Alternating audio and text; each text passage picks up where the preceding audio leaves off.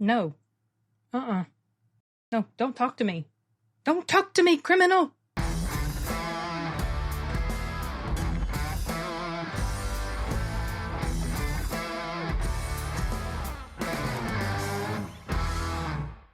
That was lame. I know. I couldn't help but quote Transformers, though. When I was trying to think of something quippy to open this review with, and I was thinking, yeah, my thoughts would be the exact opposite of what these people in this movie were doing. No, do not talk to me. I don't want to talk to you.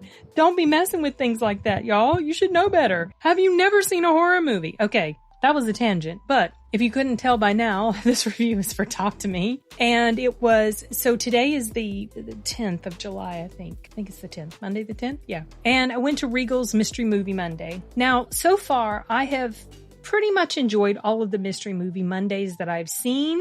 Some more than others, like I liked Theater Camp more than Ruby Gillman, and this one so far is my favorite. This was for the A24 horror movie. I know it surprises me that I actually enjoy this particular movie, given that it's from A24. That's really not fair. I mean, there have been some A24 films I've enjoyed quite a bit, but a lot of times when I think of their name, I get this instinctive negative reaction because of how many times I've been burned by some of their productions. Anyway, I'll just start right off the bat by saying that this movie was really good. Actually, it's probably one of the better horror movies I've seen in a good while. Effective. Creep factor, shock factor, scare factor. And I'm not typically afraid of, or like, let's say, supernatural horror doesn't typically scare me. But the way this one was done, the shock factor of some of the stuff that was happening was very unsettling and disturbing, just the imagery of it. And so I think in some ways that really helped lend it this oomph that a lot of supernatural horror films don't typically have for me. This one did, and it was a completely interesting and different sort of concept. So if you haven't seen the trailer, the synopsis is there's this statue, this hand statue, as you see in these pictures, and if you hold the statue, you light a candle, you hold the statue's hand, or you grasp the hand, and you say, "Talk to me," you will instantly see a dead person in front of you. And then, if you invite that dead person in, you kind of channel this person, but you can't let them take you for longer than a certain amount of time. So right there, with these rules in place, you know rules are going to get broken, and shit's going to get real.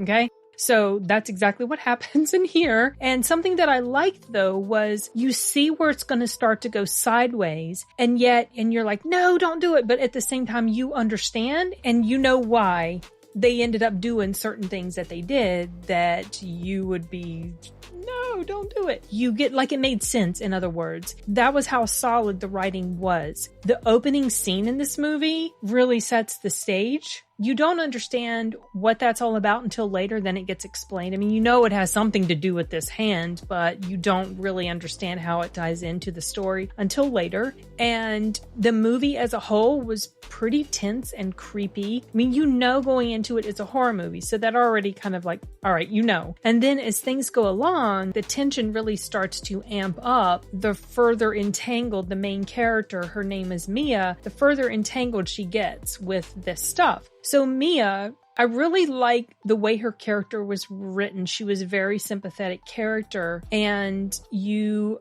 understood why she took certain actions. You wouldn't agree with them, but you understand where she's coming from because of this great pain that she is feeling. And there's a decision that she makes in this movie that has horrendous ramifications for someone very close to her because of something that's dealing with this intense sense of loss that she has. I'm trying to be really vague so that you'll go into it not really knowing much of the details as far as I don't remember if the trailer indicates this particular thing that I'm talking about. And I do remember watching the trailer, and I remember being intrigued by the trailer, but something that did not sink into my brain cells was that this is an Aussie film. These are Aussie actors. When I saw the trailer, for some reason, maybe I'm just so used to the Aussie accent and it just didn't penetrate my consciousness that they're not Americans. And so when this movie got started, well, before it was shown to you what the movie was going to be, the two directors, I think they're brothers, they came on the screen and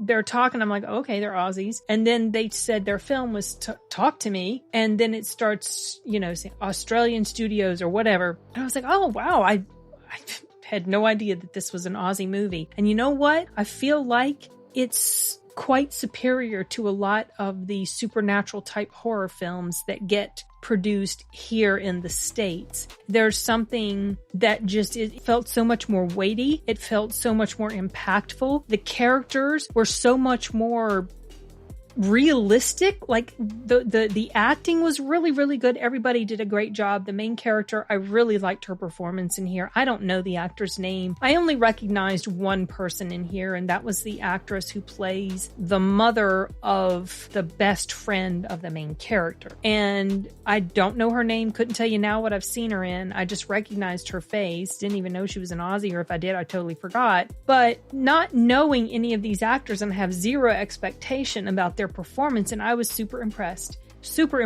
with this whole movie. I'm not going to say anything about the ending, because if I say anything about the ending and what I particularly feel about those types of endings, it might give you an idea as to how or the direction that this might go in. So I don't want to give you any spoilers about that. But I will just say that the ending felt right and proper. The writing throughout this entire thing felt very solid. I understood the characters. Their actions made complete sense. I got it.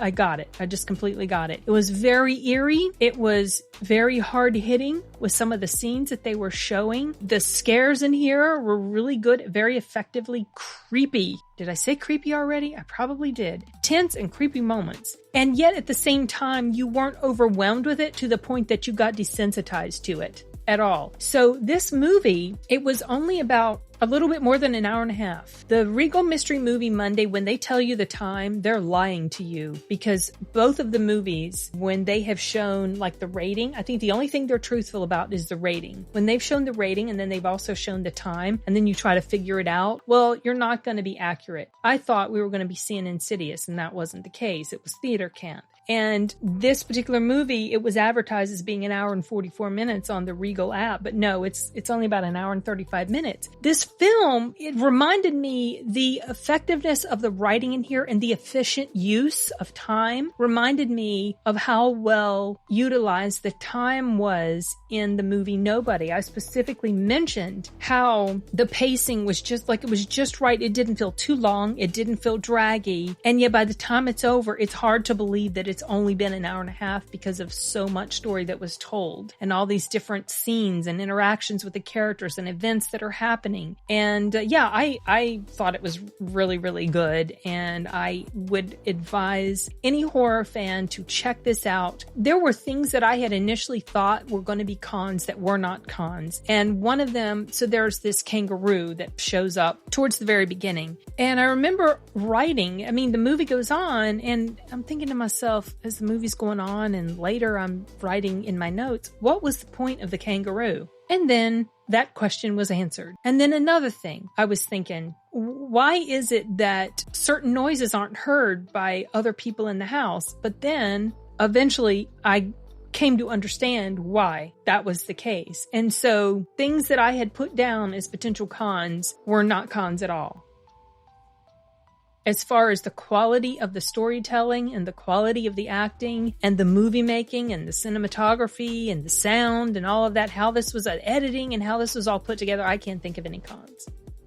Maybe if I rewatch it, I would find something. But right now, I can't think of anything. So, yep, thumbs up for this movie. And I look forward to the next mystery movie.